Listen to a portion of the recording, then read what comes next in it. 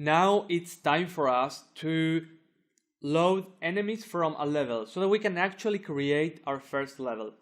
In this lesson it's going to be hard-coded, but later on we'll make it so that it's all loaded from external JSON files. What you're seeing on the screen is a sneak peek of what the levels will look like. Basically, a level will be an object that will have a duration in seconds. Once you reach this duration, if you're still alive, you move on to the next level. There's an array of enemies. Each enemy appears at a certain time in seconds. So, for example, at second 1, this enemy will appear.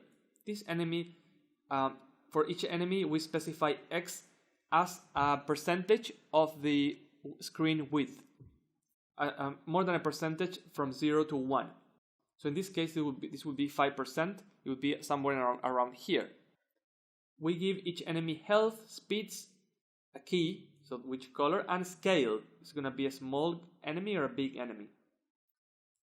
And then we have different ones. So for example, at second 3, at second 4, you could also have second 2.5 or any decimal that you want. So what is load?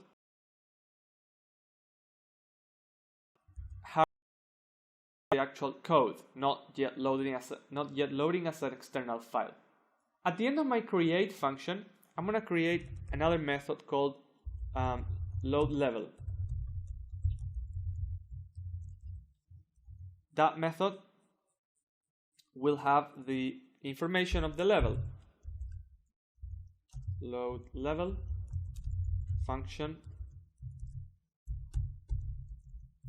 It will have this .level data that will be equal to what I already copied from that external text file. So we have already a sample level in here.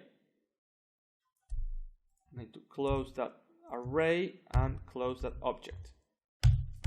Okay. What we'll be doing basically is go through each one of them. So we need to keep track of the current one. Example. We will start on 0. We will schedule this event at second number 1. Then we will, once we reach this time, it doesn't have to be 1, it can be any number. Once we reach this time, we have to schedule the next one, which is another time.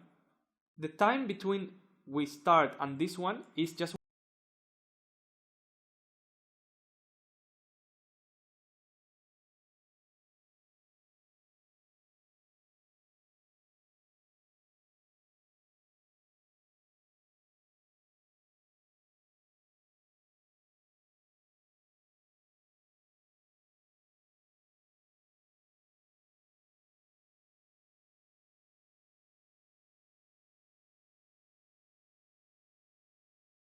zero. And we'll use another method to actually create these enemies and schedule the next one. It will be called schedule enemy. Schedule next enemy. This method will basically schedule the next enemy, as the name suggests. Schedule next enemy function. So the first thing we need to check is whether there is a next enemy or not, because there might not be a next enemy. So next enemy will be equal to this .level data .enemies index this .current enemy index. If this exists, so if there is a next enemy, then let's get the next time. So at what time then will this enemy show up from our current time, not from the start of the level? So next time will be it will be the current time, this .level, the current enemy's time, so the next enemy .time minus a certain amount. If we are starting, it will be minus 0 because it's just that value, so it will be just that value. But if current enemy index is greater than 0, it will be the difference between this one and this one, or this one and this one, and so forth. So we're going to use a ternary operation in here, a ternary operator, which allows you to specify a value according to a condition. So this current enemy index, if it's equal to 0, then subtract 0, because there's nothing really to subtract. Otherwise, subtract the previous enemy, which will be this, but index -1. So if index is number 1, then this will be 0, so it will be on index 0. This needs to be in milliseconds, so I'm going to multiply it all by 1000, because this will give you a number in seconds. Great, so now we have the next time. Now that we have the next time, we need to schedule the corresponding creation of this enemy for the correct time. And for that we need to create a timer. This.next enemy timer will be equal to this.game.time.events.add next time. So when we reach that next time, this function will be executed. Don't forget to pass in the context. What will happen here? We will create an enemy, and we already have a method for that. It's our enemy factory method, this.createEnemy, which receives as a parameter x, y, health, and all the other things that we already saw. So all of these things. What's going to be x? X is going to be the x that was specified, but this is a percentage, so it needs to be that value multiplied next enemy.x times the width of the world. So this.game.world.width. For y, it's all going to be -100, so it's going to be slightly on top of the screen, outside of the visible area. The health is going to be that specified in the object, so enemy.health. The key is going to be the one specified in the object, and the same thing for all the other properties. So I might as well just copy and paste this to get it done a bit faster.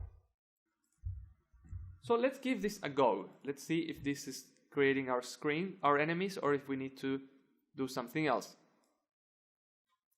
So we have our first enemy, and I don't see any more enemies. So there might be an issue somewhere. The issue is that we're actually not incrementing this value. We should have incremented this value. So after we create this new enemy,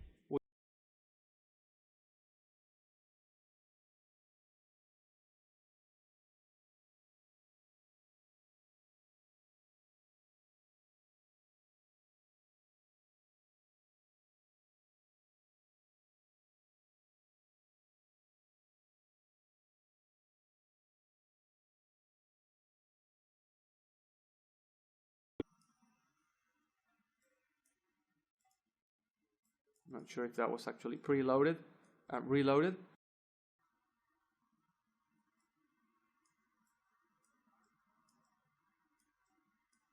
So it seems that we're not getting new enemies being created.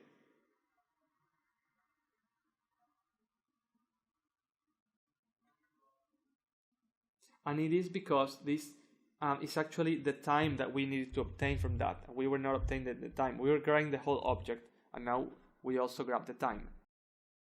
So we were doing something strange in here. And there we go. Now we have this actually working. And you can easily now schedule your own levels.